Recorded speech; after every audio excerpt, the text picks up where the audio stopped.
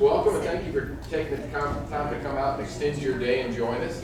My name is Dr. Lance Richards, and I am a school, what my coworkers like to call a recovering school superintendent from Southern Indiana, right by Louisville, Kentucky. My car is parked at the Louisville Airport. 35-ish years in public education, elementary principal, middle school and high school English teacher, summer enrichment for elementary, and then later director of operations, and then later superintendent. I still have my, I always like to tell everybody, I still have my CDL, so if we get in a jam, I can drive the yellow limousine and get us out of here. So, and I always tend to do a pitch for bus drivers at these, because they're always short of bus drivers. You guys in the same spot? Probably better than it was, but still not like you'd like it to be. Bus drivers and special education assistants. Always used. You just churn them. Yep. Well, most of your bus drivers are probably pushing 60s or into. When I left being superintendent my last year, we had a driver that was 84 years old. Wow. And he said, "This gets me up in the morning." And he was a good dude, but you probably don't want that in the recording. Anyway, so let's get started. I've been with MGT now going on about 4 years, and basically they hired me 4 years ago because I don't mind to speak in public. I should introduce also joining me today. Some of you know Tina. She's our local person, formerly with DHNA. Now we're all MGT, and we'll talk a little bit more about that in just a second. Welcome, come on in. All right, so just a quick overview, kind of a framework. I won't read all the slides to you, obviously, but we're going to kind of step through everything about your district, kind of paint a picture for you demographically about your numbers and things, and kind of there are some unique properties to your community. At the end, we do have a live poll that we can do here, or we can direct you toward the community survey, depending on how we want to handle that when we get there. So let's just go ahead and jump right in. I'll have this up again later. If we choose to go along with the poll everywhere, then we'll want to scan this QR code, or you can participate by joining us online there. And again, I'll have this slide. We'll bring this slide back around at the end. All right, so just some keywords, and one of the reasons we have some of these keywords is for folks that may later choose to take a look at this PowerPoint without being at the community surveys, and just some of the key terms that we might use going through this process. You know, a big part of our work is around capacity and utilization. Capacity is just how many kids will fit in a space, and how many kids are there. And so if you got a building that holds 100 and you got 75 kids in there, it's 75% utilized. And we'll lean into that more in just a moment. We're going to talk about kind of some of the population statistics here, as well as your overall economics, including your jobs and businesses, and kind of that overview, and talk about the industries that are there. And then a little bit in and around barriers, and potentially, if you were to look at adjusting school boundary lines, what that might look like, and kind of question you a little bit on that in the polling. All right, so project methodology. So MGT, let me back up just a little bit about MGT, and who is MGT and why are we here? MGT is a company that's actually founded by educators about a little over 50 years ago in Florida to do this exact kind of work, to work with schools, to work with school districts through handling some of the tough questions and kind of parsing through that information to help them come up with solutions that impact all of the students equally in order to create opportunities for students across your districts. And so we have done quite literally thousands of these across that 50-year window, and probably hundreds and hundreds just in California through what was Legacy EH&A. So where are we in this process? We've actually, we initiated a few 6 or so months back. We've looked at your programs. We worked through projections and the capacity and utilizations. We had boots on the ground with folks walking through your facilities, all the hallways, the nooks and the crannies. You guys really don't have boilers in California, but if you were to have a boiler, we would have looked at it. But your chiller units and that type of thing to assess your facilities and give you this overarching view of your district. So a little bit of your demographics. You can kind of see the red dot is kind of where you fall in terms of the county, in terms of your placement here in Southern California, right on the edge of California. You can just set your red dot, you're almost the heartbeat of the county. Let's just think of it that way. You are the heartbeat of the county. In terms of that. Now Lakeside, as you go across the top here, you can see your 2025 population, which is just a touch over 44,000, but we're estimating based on demographic analysis that we have that you're gonna decline a little bit in this over the next decade. Now, there are a lot of things that can come into play when we talk about declining, I won't say declining enrollment, well, I guess that's declining enrollment within your population. You're tracking a little bit ahead of what we see for California overall, and then nationally, what you can see is potential of potential growth. Now, this is the source is LICAS. It uses a lot of census data. I will say that it's one of those things that has to be refreshed regularly to kind of keep a clean set and a current set of data going forward. Population by age. Now, the red block that you see here is the red block. That's me. Sorry. The red block that you see here is the school age population, basically 5 through 19 for those kids that are running through high school. And again, what we're seeing is a decline a little bit in your school age population in terms of this area.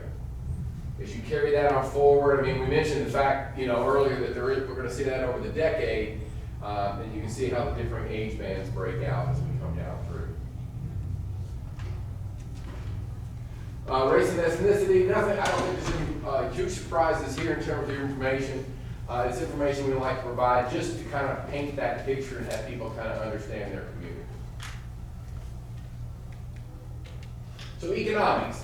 So in looking at this, the population again a little over 44,000, total regional employment in 2024 a little over 13,000, and average earnings per job a little over 87,000. Now, I will say this is a broader scope. We're going to have some data here in just a minute that aligns more specifically to the school district itself. Employment. We're finally getting to the point where I can stop talking about COVID. But as you can see here, if you went back another year, you would have seen that, in 2018, 2017, that bubble would have been a little higher as we had the issues of COVID and we came out of COVID.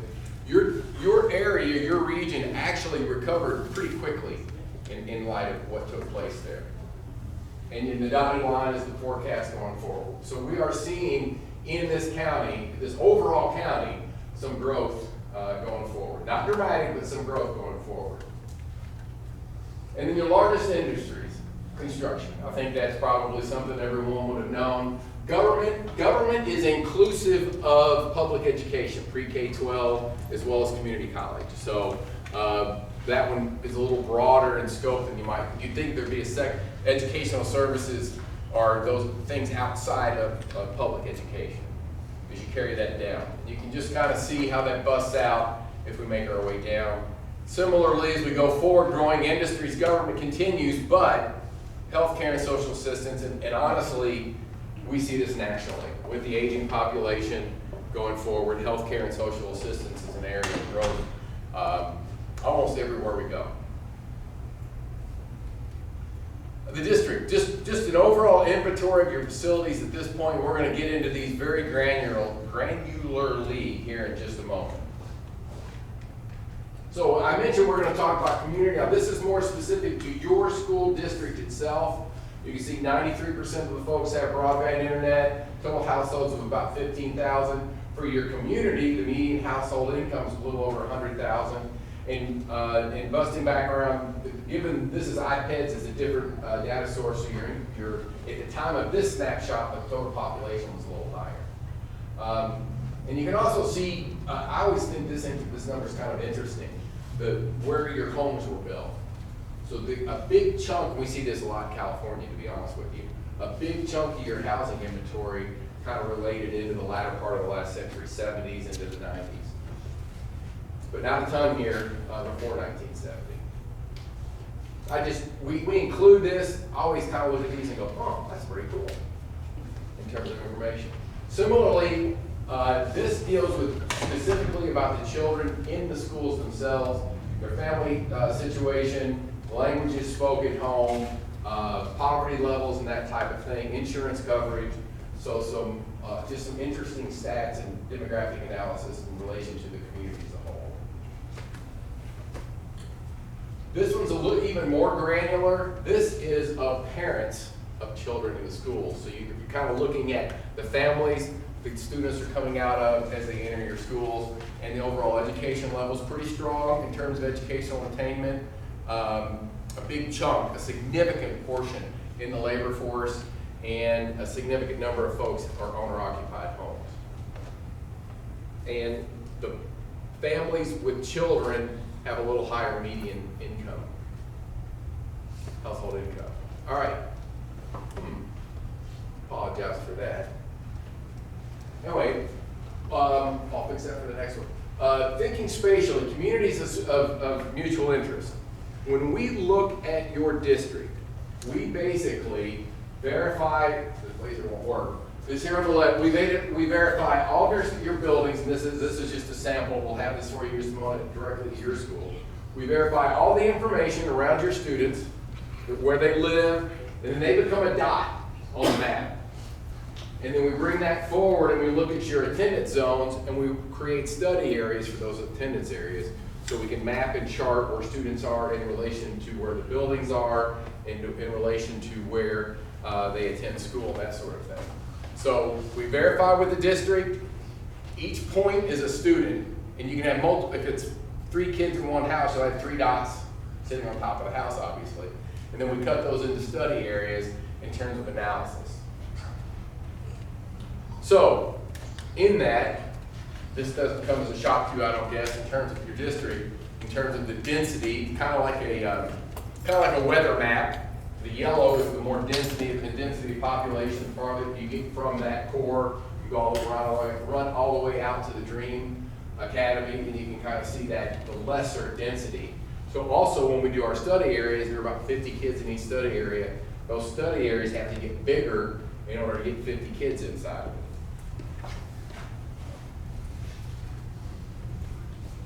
So, I promised this is your attendance matrix. So these are the students, and for our analysis, we're talking about your elementaries here, with attendance zones. So, like, take a look at Lakeside Farms. There are 645 students that live within the boundary, within the attendance zone. Of those, 437 actually go to Lakeside.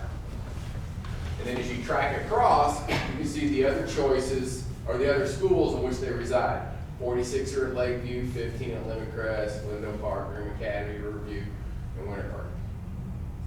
Similarly, then as you track down, and these are to me, I would talk with your Superintendent Friday, these are always very interesting numbers to me. As you track down the column then, the 671 represents the actual total enrollment at that school, because you have 64 out-of-district or inter-district transfers. You have a total of 692 at the elementary level out-of-district transfer into your schools. That's a very strong number and kind of a testament, honestly, to the programs that you have here in your community. We don't typically see that high percentage of inter-district transfers into a district. Similarly for Lakeview, Lemon Crest, as you follow down, in the gray box is the number of students that actually attend the district from within the boundary. As you come across, for example, Lindo Park, 486, 289 actually attend, but as you track down, there's 422 students in total enrollment there at the time of the snapshot. So again, very interesting numbers. Some districts we work with, we were just in, where was I? Oh, Virginia, and they have very tight, very strict attendance areas. Almost no kids attend outside their attendance zone. That's not usual. Typically, we see more patterns of, for a variety of reasons. Mom or dad, grandma lives in the adjoining school, that type of thing, or they work in that facility, or special programming, dual language programs, that type of thing attract students. All right, so capture rate analysis. Capture rate it sounds kind of brutal, but it's just basically, you got this number and how many of them actually show up. You know, if you have 300 kids, 500 kids, let's do simpler math. You have 100 kids born into your district and 50 of them show up in 5 years, it's a 50% capture rate. So these are always very interesting numbers to me in terms of the students and the number of students that show up. So as you look at this, again, in this first block, what we're seeing here, total resident student enrollment by grade level as you come down the column. First column is estimated populations of age 4 through 17. Second is students enrolled by grade level. Third then is your capture rate for you. So TK is always, because that's not all, they don't all come to school for a variety of reasons, or there are other private programs, or mom and dad want to keep them home for whatever reason. So the real numbers then really kind of start around K, and you're running that, you know, mid-60s, got a little dip there, fairly strong down through 7th and 8th in terms of your capture rates. We also see that little bit of a dip sometimes at middle school with kids and other programs available to families. As you go by total school type, what you see is TK5 about a 63% capture rate, 6-8, 64% capture rate. And then as you come across to the far side, you got capture rate by grade band by school. And so, and the reason our analysis is based on study areas drawn inside of the elementary attendance zones. That's why you have a Lakeside Farms with TK5 and 6-8 and a total 6-8. Those kids that live within the Lakeside Farms that actually go to the middle school. And so you can kind of see where your capture rate works out. So a little bit stronger, obviously, there with Lakeview, a little bit lower maybe at Lemon Crest, and then Lindo Park and Lakeside, similar band with range. So when we're doing student projections, this is like baking a cake. We have ingredients, we have to put the ingredients together, we have to come up with a cake. So if you look at the left-hand side of this and kind of the is that magenta? What is that color? Pink? I would call that pink.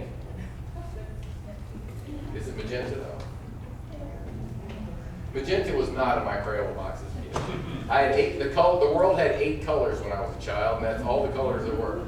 All right, we'll go for purposes here, we'll go with pink. So these are the kind of the 3 processes. We talked about data sets, making sure we had good information. And the reason I lean into this, just like baking a cake, you have to have quality ingredients. And so if our data is wrong, if it's incorrect, all of our forecasts, just like your ingredients are bad, your cake will be bad. If our data is wrong, our forecast will be wrong. We use that data then to create the forecast factors that we're going to talk about here, and then we apply those factors to the data. So the forecast factors are basically these 3 legs of a stool. All right, you got birth factors, mobility, and student yield. And you're going, well, what's all that? All right, good thing I'm here, I'll tell you. So birth factors are very much like you would think. The number of students born into your community. And we look at historic, so we look back to go forward. So we look at the historic birth data, we bring that forward, and it's that birth year versus school year. Again, if 100 kids are born and 75 of them show up in kindergarten, you got a 75% capture rate. So we can track historically then your birth rates versus your capture rates and make a pretty good estimate as to, and forecast as to how many kids out of that cohort will show up for kindergarten 5 years later. But one of the other factors then is mobility. And mobility is just in and out. How many of you moved to a different school at some point in elementary or middle or high? Switch schools. Hands? You guys are all mobility factors, thank you. So you were in or you were out. I switched schools in 5th grade. So I was a mobility factor for Green Acres Elementary back in the day. So it's just, and this works with your existing housing stock. So if a home comes, Mrs. Smith has to downsize and moves out of the neighborhood, young family moves in, you know, that helps. That kind of creates a pattern in terms of what we can know about your community and how's your housing stock turning over. You know, older communities have this broader range of older citizens and younger citizens, and as the older citizens age out of their home for whatever reason, what's that cycle around those homes? And so that's where the mobility factors, and that impacts the entire TK through 12. And then student yield factors, that's just a fancy way of saying, well, if you build a new house, how many kids are going to show up? And we've got this factor for that in terms of forecasting the development. Based on that development, how many kids can you imagine, or how many kids can you forecast that would show up in your schools later? A lot of places we go have the declining birth rate, but they're backfilling it with a lot of new homes that are coming into the area. You know, there are a lot of things that impact birth factors. I had a superintendent that told me once, he said, I've got more people around, more young people in my community walking dogs than pushing baby carriages. And delayed childbirth and smaller families. I mean, we just had a study that came out, 6 months ago that talked about the average size of an American family, or in the United States, is like even smaller than it was prior. So anyway, so all of this filters down, just like the flour sifting, all this filters down into a student forecast. That was a long way to get to that one. All right, I like the cake analogy though. I used to use a sausage analogy, and that one seemed a little, all right, we'll stick with cake. All right, so first factor here is historic birth rates. So we look at the birth year, kinder year, 5 years later, your zip code, what shows up, the percentage that shows up, okay? And your percentage change. So as you carry this down, what you see then we have a base year of 2021 as we're looking back, and the number in your capture rate as you go down, you're going, well, how can your capture rate be higher? Well, that's because of your transfer students. So you've got families outside of your community electing to bring their students into your schools, and so you're actually exceeding, I never see this, you're actually exceeding your birth rate in terms of the students you're capturing at the start of kindergarten.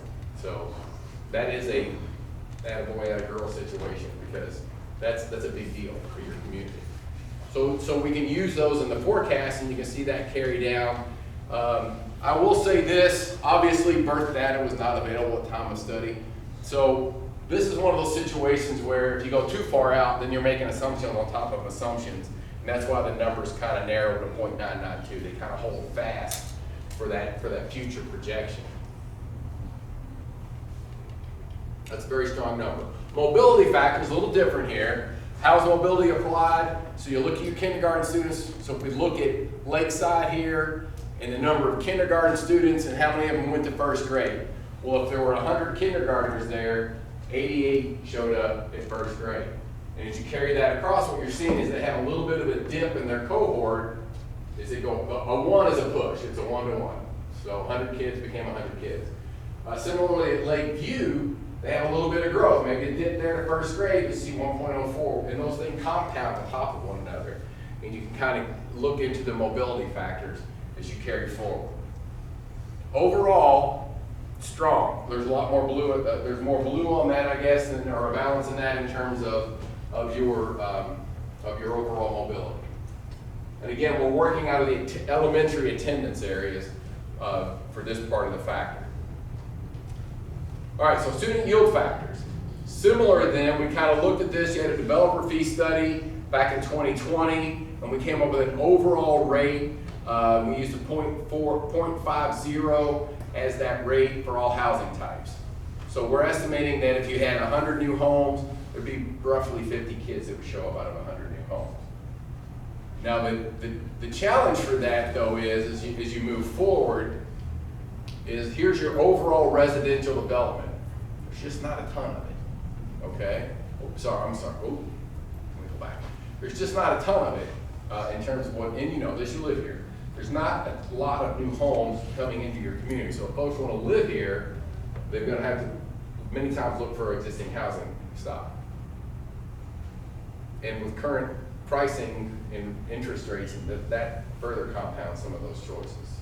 So if you look at this, then we can see these. So we tracked roughly 270 units to be phased in across this.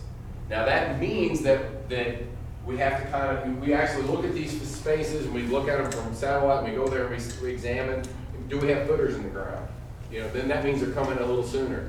But if you don't even have infrastructure in play yet, you don't have water, you don't have roads, you don't have any of that in play, then you're gonna have to build that into the forecast later as it begins to massage in. So you can see we'll just take a look at one here. Green Hills Ranch, this would be phase 2, the developer, single family dwelling, so standard, small home perhaps, 63 total units in full occupancy in 2029. So you can see how these are going to hit going out into 2030, and that's about as far as we can go with development. So one little caveat here, and you'll see this in another point. Many times your forecast, your demographic analysis and forecast is very much like a weather forecast. So if your graduation's here, well, not your, well, I guess 8th grade graduation, kindergarten graduation. When promotion, that's right, I was, as a principal and superintendent, I held on to the word promotion. Because you graduate from high school. Thank you.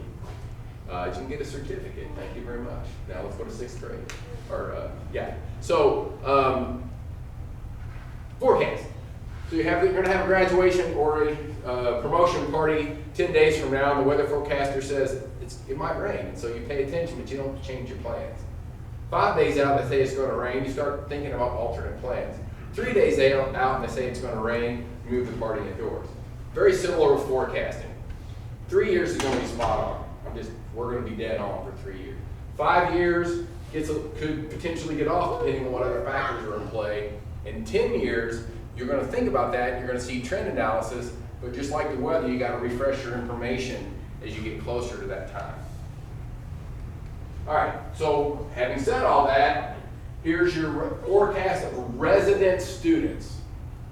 Now, why are we working with resident students? This information, this charting here does not include your transfer students. I'll have that on the next slide. Why do we work with resident students? Those are the only ones we can really forecast. Those are technically really the only ones you can truly count on because they're in your community. You can build out that forecast as a result. You are in a unique spot because of the percentage of folks that do transfer, and we factor that in the next slide. But this is based on your resident student development, or resident students. So as you work your way through this, these are your impact from birth rates, okay? And those factors, so that, if they're born in 26, that birth rate really impacts the ensuing years. Impact from mobility, again, as we turn over in your district and housing stock changes, then that from year to year, there's a mobility factor that's played into this in the analysis. And similarly, new housing projects impact TK or K through 12, depending on how it hits. And so you carry that down, you've got your grade bandwidth, and what you're going to see here is because of your mobility factor, or your kindergarten capture rate being high, that actually does include some of your potential transfer students. You're actually kind of holding the line a little bit over the next 3 to 4 years, and you begin to see kind of a trend line down as you go farther out toward 2032. Similarly, so this is with all forecasted students. So you're going to get a higher number there in terms of your TK through 8. What you can see is your current, you can see your current at a little over 4,500 students. A little dip down in the forecast years you go forward, and again, out across that 5-year window, 6-year window there, out to, or 7, I guess, out to 2032, we're projecting a little bit of a decline. Again, there are other factors that can come into play here in terms of housing stock and other programs that might come into play, but we're projecting a little bit of a dip in overall student enrollment as we make our way forward. So, you can see this, and you're going to see, okay, here's TK through 5, all students, projecting out, 3,000 now, about 2,650, out to 2032. But you'll notice for 6-8, because your current elementary sizes and class sizes, is those students matriculate through your middle schools. Middle school number, is it 15, 18, is it 14, 21? That's not a dramatic shift across that overall window, that time frame. And then, so key items and key takeaways here. We're projecting an overall decline of about 9.9%. And again, it kind of there's not a lot of space here for build out unless other properties were to come available or be made available to the district or developers. So your growth is driven by housing turnover, not new development. Your births are your primary, you do have a declining birth rate, but your capture rate because of transfers is a positive factor here. Your mobility, early grade softness, but strong retention and recovering later grades. We saw that with the blue versus the yellow. And then again, limited development, so that has minimal impact on your overall growth.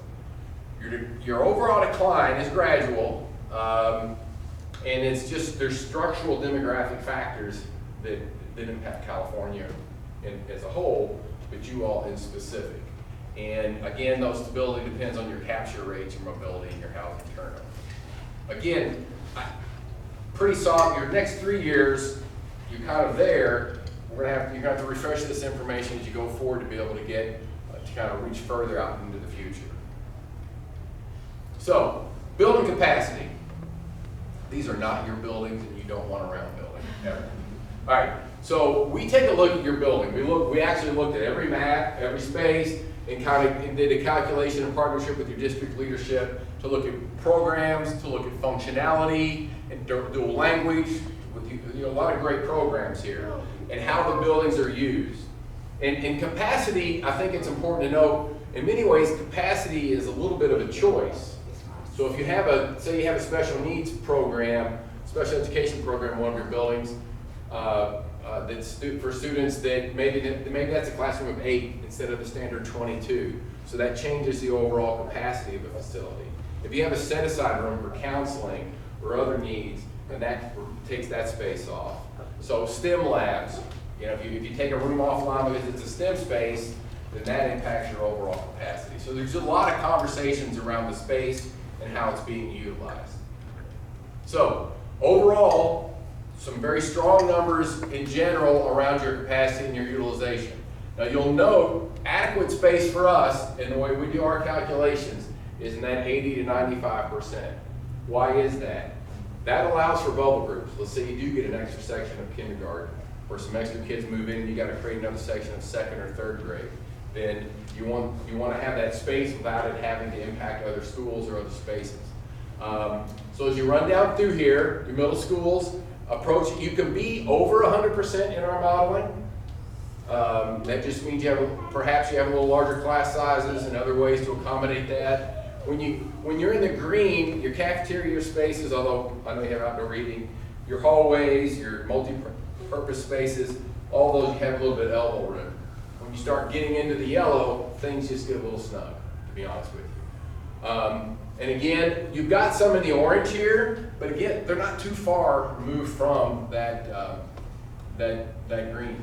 I call it going to green. So as you carry that down, the Dream Academy, you can see what their numbers are there, and you can see your averages. So your overall district average is 89.96. That's a strong, strong number in terms of what that tells your community, your school community as a whole, even those without folks in the schools, is that you're making use of every seat, by and large. Do you have some capacity? Yes, there's some choices in and around that, but you're making use of your spaces. You could have seen this on the first one, but we bring this back around to then, here's in your secondary spaces, very similar in terms of target capacity and utilization. And again, your elementary is specific to your spaces there. 83.2 is still a strong overall number for elementaries. And all this will be online. I saw you take a picture. Please take all the pictures you want. All of this will be posted by your district tomorrow morning. So all this information will be there. And then your special program. All right. So again, overall number. All right, facilities assessment. So similarly to our capacity and utilization, we use color coding. This one's a little more direct, much like your school day, 60, 70, 80, 90, that sort of thing. And so we looked at your buildings, the suitability, and we'll talk more about that, technology, the grounds themselves, and then we have an overall weighted combined score. 60, 70, 80, 90, it's a 100-point scale, just like the letter grade, the grading scale that you may have had in middle school or high school. So, in looking at your facilities, in terms of these spaces, now this is the bricks and mortar, these are the roofs, the walls. We do also assess portables in these programs. And so, in looking at your facilities, again, green is kind of where we, that above that 80, it's very hard to keep everything at a plus 90, because you're not going to get into the footers, and there's certain things you're not replacing that would impact newer, like new. And the one thing we know about California schools is California loves themselves some old schools, right? And so the fact that these numbers are this strong is a testament to the fact that you stay as ahead of your deferred maintenance as best you can. And for those of you that are operations folks, deferred maintenance is just a tax on your future. And it's never gonna get cheaper than it is right now to try to fix something. And so you gotta, it's that wave that's gonna crash on the beach, and you gotta kinda outrun it. Because if you don't do everything every year and you don't try to stay ahead, look, it is no different than your home. If you have a house that's 25 years old and you haven't put a roof on it but it doesn't leak, what do you know you're gonna need in the next 5 years? A roof. It doesn't matter, it's 25 years old. Similarly, when we're doing analysis around these, you may have a newer building that has a worse score than an older building because the district's already placed, they've replaced the chiller in that building. They've got a new roof on that building. So some of your older facilities could have higher scores than newer facilities depending on where they hit in that maintenance cycle. So overall, strong scores.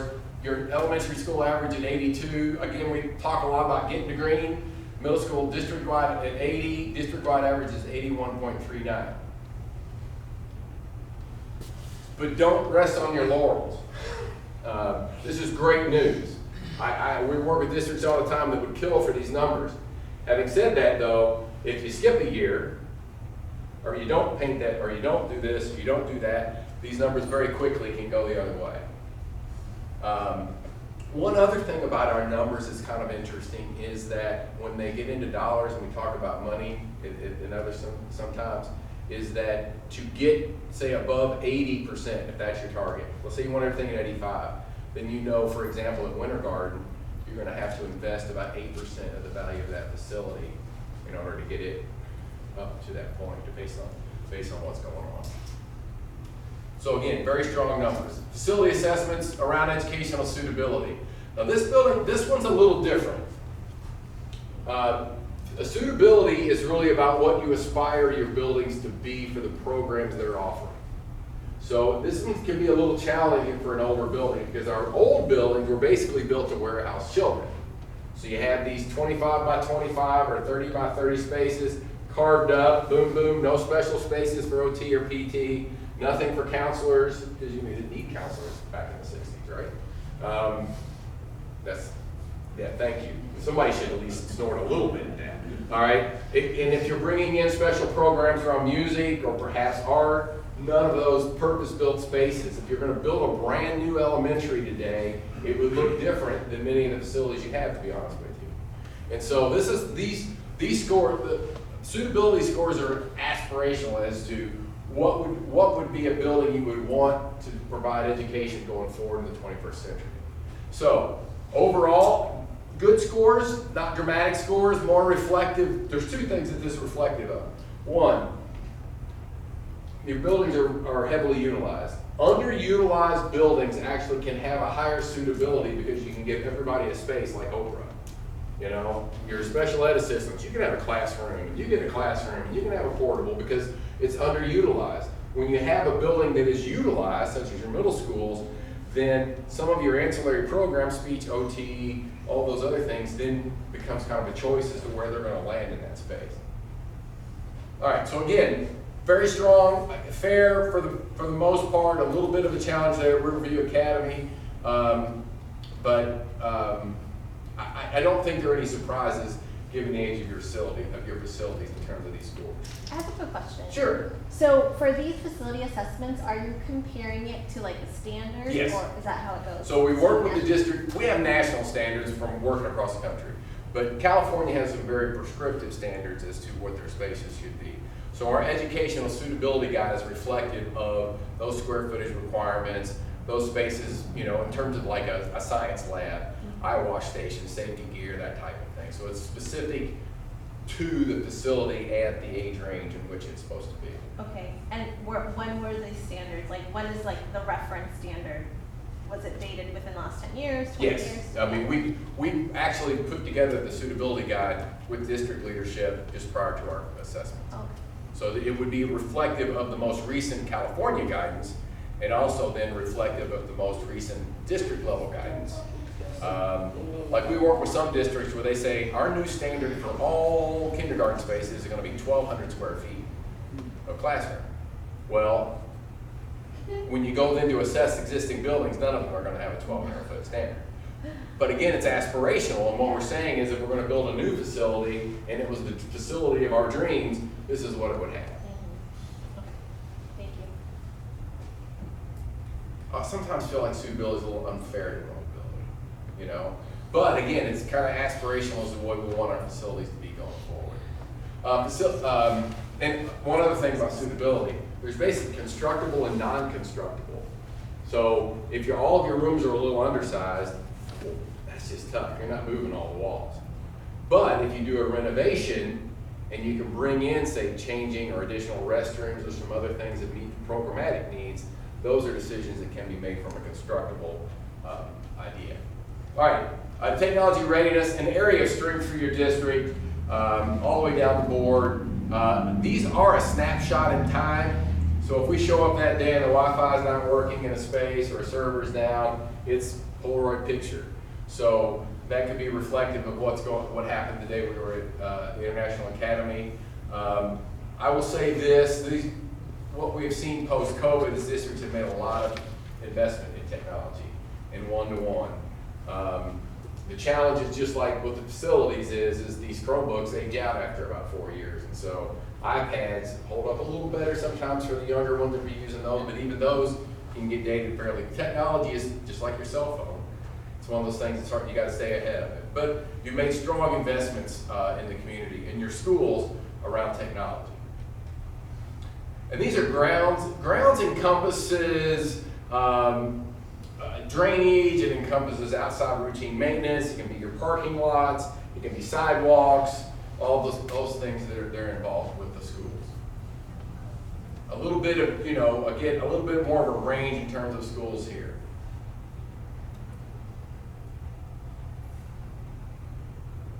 All right. And then overall, so we bring this across, and of course, building's going to get a little more of a heavier weighting given the financial considerations around the building condition score. But as we bring this far over, you can see your overall score. Again, as you track down into this far corner, what you see is your overall district average is 81.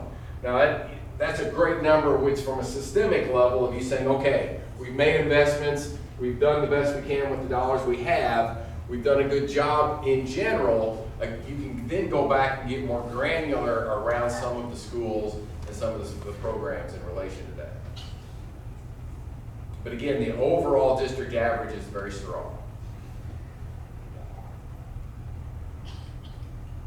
All right, so one thing around looking at your schools, and we share this information largely so you can kind of frame in your brain how, if the district were to go forward with kind of any kind of adjustments to attendance zones or looking at programs, how would a district approach that?